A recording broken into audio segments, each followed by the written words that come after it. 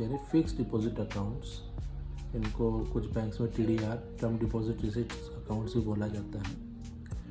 FD accounts का जो basic purpose होता है वो होता है आपको अगर आपके पास कुछ पैसा एक्स्ट्रा पड़ा हुआ है जो उसको आप अपने डेली बेसिस के खर्चे में नहीं लाने वाले हैं, उसको आप फिक्स करते हैं। जैसे कि नाम ही बताता है फिक्स डिपॉजिट, यानी कि उस अमाउंट को आप फिक्स कर देते हैं for a certain period of time,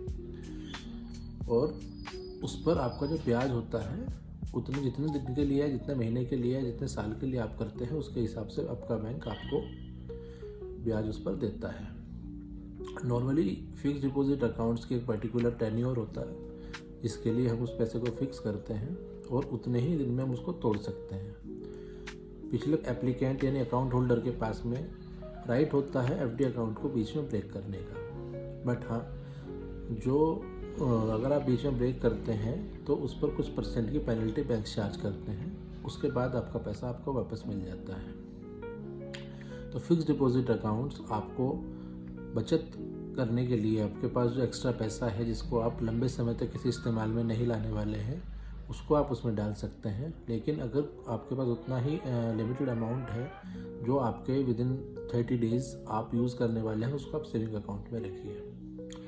FD account जो होता है वो स्टार्ट होता है 30 दिन से स्टार्ट हो जाता है और 10 साल तक की FD बनती है।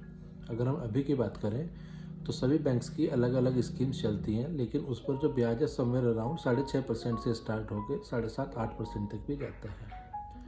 सीनियर सिटीजन्स के लिए, यानी जिन लोगों की उम्र 60 साल से ज़्यादा होती है,